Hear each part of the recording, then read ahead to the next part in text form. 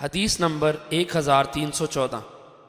حضرت انس بن مالک رضی اللہ عنہ سے مروی ہے، فرماتے ہیں نبی اکرم صلی اللہ علیہ وسلم نے ہمیں نماز عصر پڑھائی۔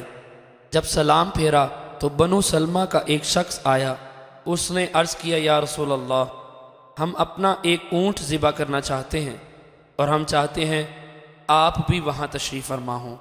آپ نے فرمایا ہاں ٹھیک ہے، بس آپ تشریف لے گئے اور ہم بھی آپ کے ساتھ گئے تو ہم نے دیکھا اونٹ ابھی ذبح نہیں کیا گیا تھا، بس اسے ذبح کر کے اس کا گوشت کاٹا گیا، پھر اس سے پکایا گیا، پھر ہم نے اس سے کھایا اور ابھی سورج غروب نہ ہوا تھا۔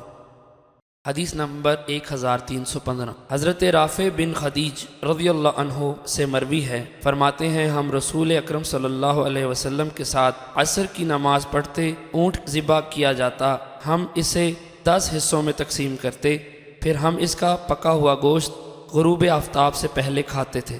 حدیث نمبر 1316۔